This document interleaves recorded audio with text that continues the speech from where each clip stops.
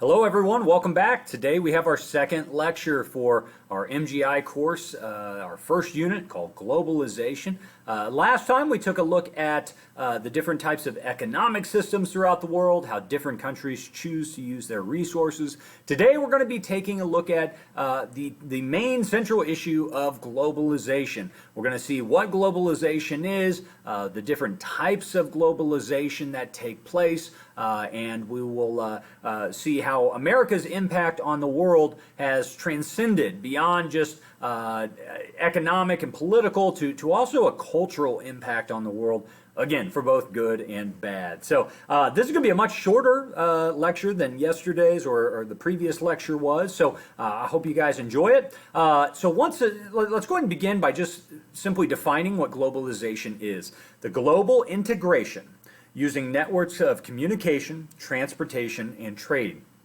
I began last lecture by taking a look at how the world has become a smaller place, and in many ways that is correct. So we have the ability to communicate at all parts of the globe. I'll never forget standing in the middle of Tiananmen Square, like the center point of Chinese communism, and calling my grandma on a cell phone. And I just remember in that moment thinking, like, how the world has so drastically changed in her lifetime. But within the last few decades, in your lifetime, it has changed even more tremendously than even at that point. Let's take a look at the different types of globalization that occur. And we're going to begin with political globalization. And I think this is perhaps the first wave of globalization that took place, really going way back to World War II. I think as that war really connected people in a lot of ways, a lot of horrendous ways. But what we saw is the transition to a more globalized society after World War II really started to take place. So we're going to primarily look at this by looking at a few different organizations that have a global reach, that have some kind of global either governance or an alliance system. So let's take a look at two of the most important here. First of all, the United Nations. As I said, in the days after World War II, they were looking for a way to prevent this calamity from ever happening again. After World War I, they had tried to do something similar with the League of Nations. It had failed. But they realized they had to have some place, an organization where all the nations of the world could meet and hopefully work out their differences and avoid war. And that's worked somewhat. Obviously, there's been a lot of wars since that, so there are definitely some failures as well.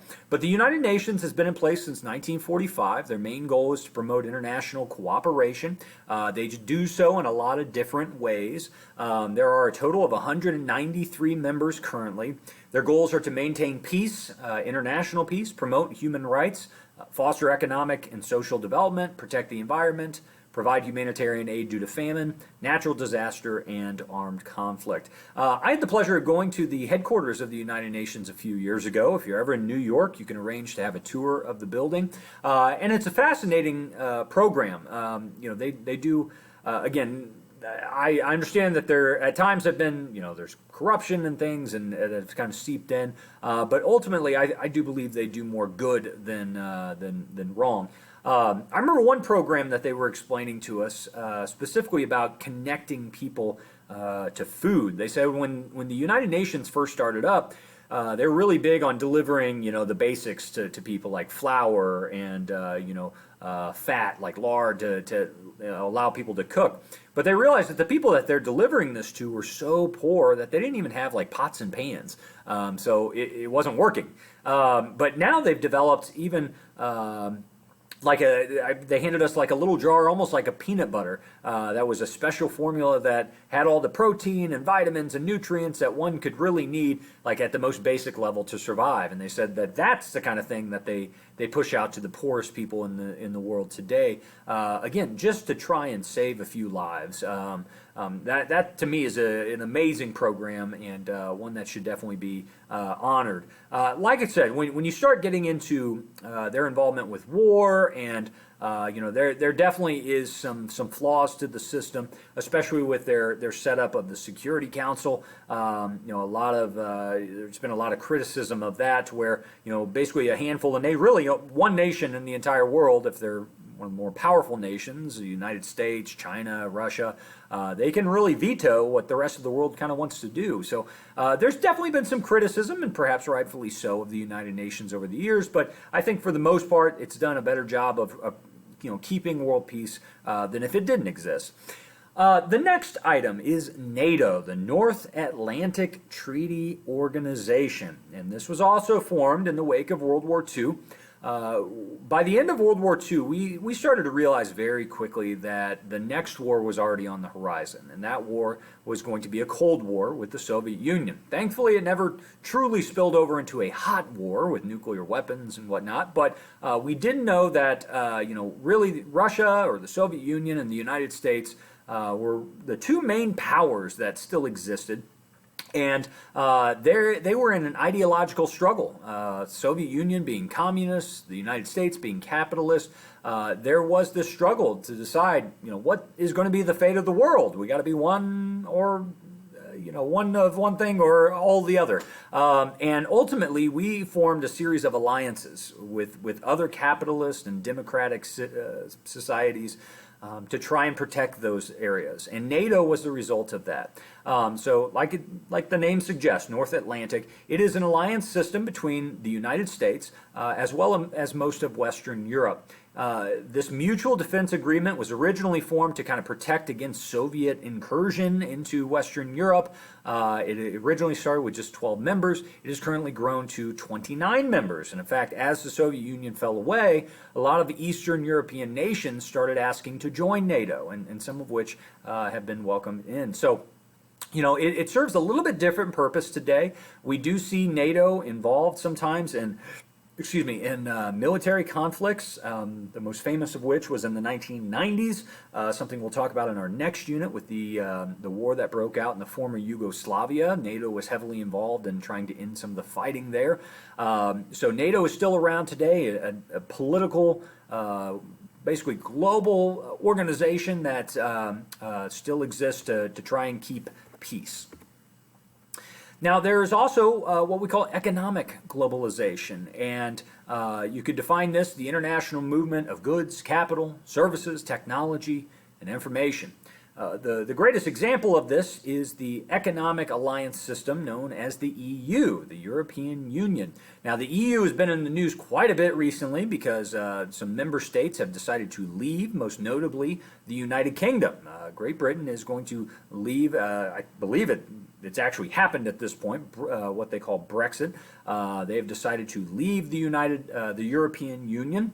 There were a lot of positives that the EU had. It lowered tariffs between these nations, allowed them to trade freely. I know that I went to Europe before a lot of regulations were dropped, and when you would move from country to country, you were stopped at the border. You had to show your ID. You had to trade currency to that new state's currency. But after some of the EU regulations opened up, the borders, that it wasn't, you didn't have to stop, which was very nice. You didn't have to trade money because everybody was under the euro at that point. I think that started in 2000.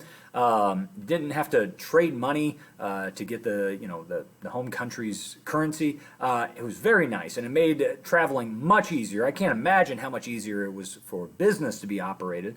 But either way, the EU, and again, a lot of positives there. There is some criticism. Like I said, the United Kingdom wanted out.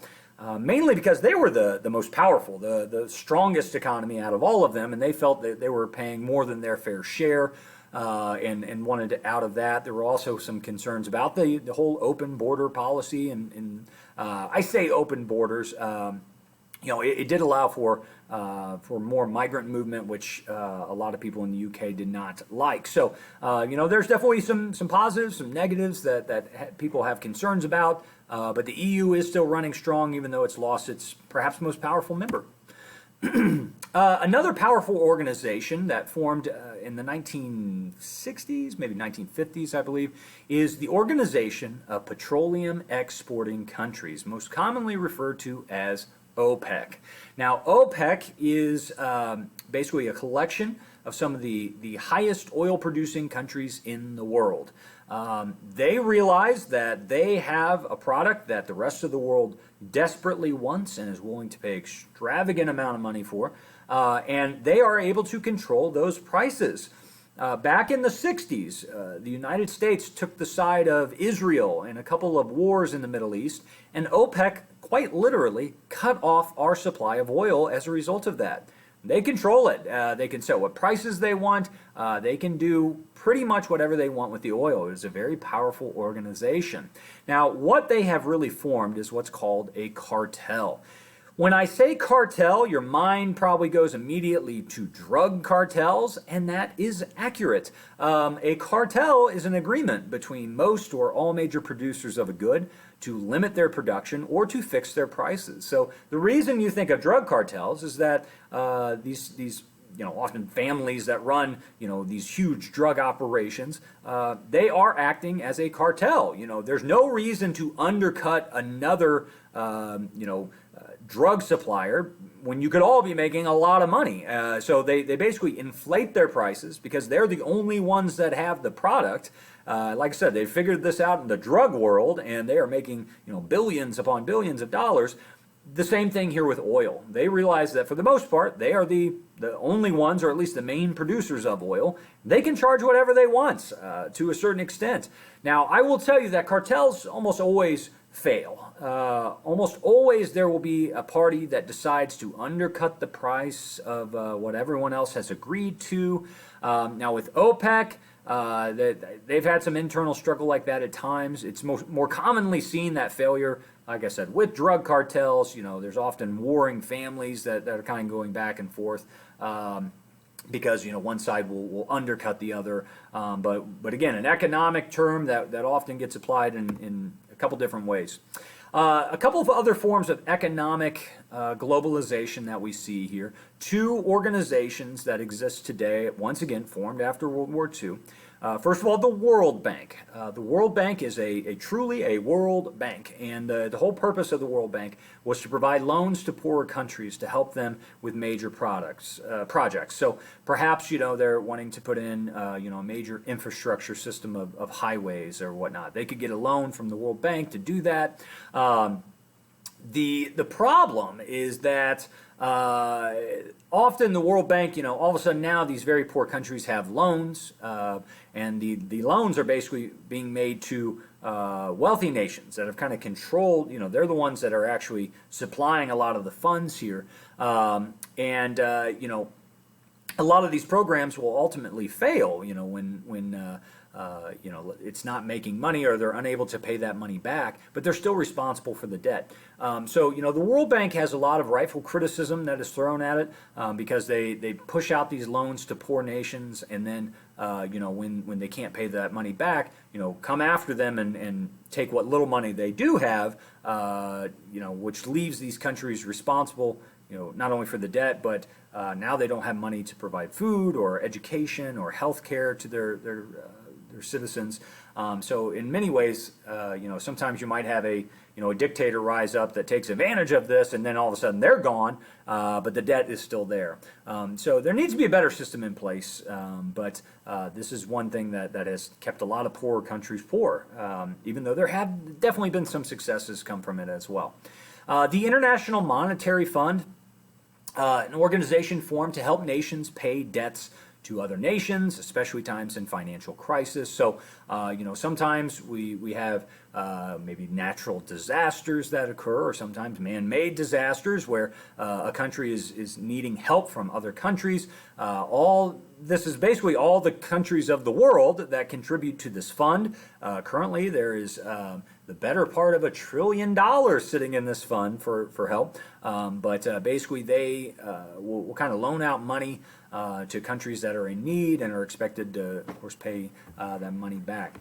The G7, this is a powerful group, the group of seven, the seven wealthiest countries, most developed nations in the world. They will get together every year to discuss economic policies of their nations. You can see there the USA, Japan, France, Germany, Italy, UK, in Canada. We all get together once a year and we try to make some decisions on economic policy, make sure we're all on the same page, and again, trying to promote wealth not only for those countries but throughout the world. There's been talk. I know President Trump was trying to get Russia in on the G7. That failed for many reasons. But basically, what we see here is that the most powerful nations in the entire world making sure that they're on the same page in terms of economic policy. Now, the final aspect of globalization that we see is what we refer to as cultural globalization. So when you have shared norms and a collective identity that spreads across political and geographic borders, so culture consumption, internet is the main motor behind this today. Back in the 80s and 90s, American culture really started to spread. Well, before that, I should say, with the rise of Hollywood in the 1920s and 30s, that's really where you started to see American culture start influencing foreign nations. But today, with the rise of the internet, it's become much easier to basically kind of infiltrate those countries. So basically you have American pop culture that is spread throughout the world, both music and movies, television, and what it does is create kind of an interconnectedness, this global audience. You see the picture down in the bottom left. That also extends to things like restaurants. People want to eat McDonald's in every part of the world. Part of it, maybe not necessarily for the food itself, but just to have a part of this American culture, which we might not think of ourselves as being too cultured at times, but that is something that has, at least in the last few decades, been quite desired in various countries around the world. So I think this aspect, this food, this restaurant aspect, is a very interesting one. There are 36,000 McDonald's globally, and it's a great example of how American culture, but fast food culture has permeated throughout the world. One thing I found this kind of humorous that economists have put together is there's kind of this informal, so it's not really like a legitimate way of comparing two nations' currencies, but you can actually look at what the price of a Big Mac is in each country to get a relative look at how strong each of their currencies are. So I'm going to come back to this slide, but I want you to look at what's called the Big Mac Index. Let's find an example here. So let's see. We'll start in the upper left-hand corner. And by the way, this is each one of these is showing how many burgers you could get in this country for 50 American dollars. Okay, so for 50 American dollars. And actually, if you look at number 11, that's where the United States is. And you can see that the average, and we're talking, one of their Big Macs, costs an average of about $4, okay? You can see there, I don't know, what is that, 11 total that you could buy in the United States for $50. You can look at the various countries around and you can kind of judge how strong or weak their currency is. $50 in India, if you look at the upper left-hand corner, you could actually buy 30 Big Macs for $50 in India, where their economy is not nearly as strong, and basically you can pay a lot more. If you look down, 19, there Egypt. I went to Egypt a couple years ago, and I can testify that it's extremely cheap to get around. The people there are very poor. I remember I hired both a driver and a security guard to basically kind of a bodyguard to drive me around. These were very nice men, two grown men that drove me around for about 3 days. And at the end of it, they charged me a total of $100. So that means that these two grown men were making $50 a piece over the course of 3 full days. So they were making, I don't even know, about $15 a day, $1 an hour to drive me around. I did tip them quite well, but the fact is that the currency and the strength of that currency throughout the globe is very vastly different. And one way you can judge the differences in that currency is by looking at how many Big Macs they can buy.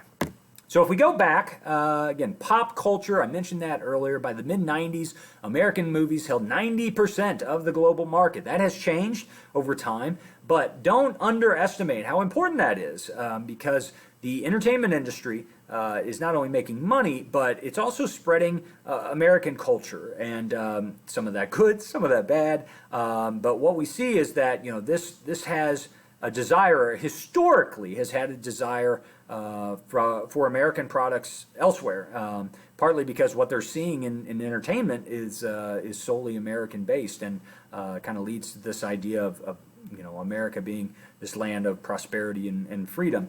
But the entertainment industry generates more revenue from overseas sales than any other industry besides the aerospace industry. So that's a good example of how America's economy has started to have a more technological bent. Poor countries like, well, even China, they don't have the major aerospace industry that we have because they don't have the both raw materials but also the technological capability to, create those huge both airplanes and weapon systems. So again, we're kind of connecting issues there.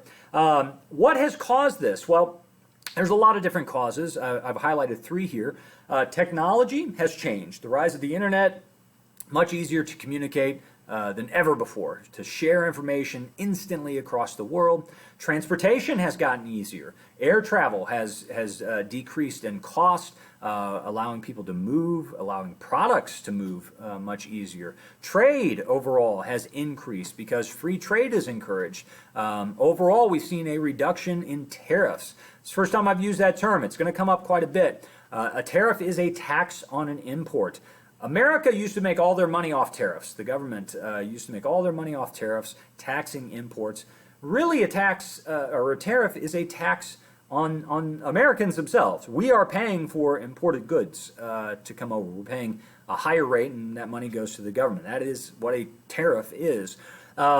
Over the last 3 decades, tariffs have greatly been reduced to try and increase trade between nations. Recently, that has changed. You probably remember hearing during President Trump's administration about increased tariffs, especially targeting China to try and get them to, try to produce more here. And if you raise the price on Chinese goods, then hopefully people will buy American. And that's sound logic, but ultimately they can produce goods much cheaper than we can. And it's not going to change that. And frankly, it just makes products more expensive for the American consumer. And basically, it's just a tax on the American people. Containerization, that's kind of a long, funny word, but basically in the 1970s, you started to see this trend where you had these huge cargo ships full of steel containers that were just chock full of products that were coming over. And man, you can move a lot of product using those huge steel containers, and that really changed how people got goods. It made things cheaper, the reason you can buy a 9-cent sweater at Walmart is because of containerization. So that really happened in the 1970s. The fourth cause of this is interconnectedness. Now this has a little bit to do with the communication technology piece, but basically countries are tied together more and more. And I've highlighted the iPhone as a great example of this interconnectedness. The components that make up an iPhone, I'm talking about the raw material, the metals, the plastics, the chips, everything that is needed to make an iPhone, comes from a total of 43 countries. That's about a quarter of the world that supply raw materials to make an iPhone. And that can be affected by both natural disasters or political unrest in parts of the world. And that might have an impact on how much you pay for your iPhone. But this is a great example of how interconnected we are now. Something that pretty much everyone uses in our country is made up and can only really be made up by the cooperation and resources from basically a quarter of the countries in the world. We live at a pretty amazing time, and I know there's a lot of negative things going on, but there has never been a time like now, especially when it comes to these kind of items. So I hope we appreciate how special of a time period this is. Guys, that'll do it for today. Thank you so much for paying attention. If you have any questions, please don't hesitate to shoot me an email. And be sure to tune in for our next and final lecture on Unit 1. We're going to take a look at some case studies of some different economies throughout the world. Thanks, guys.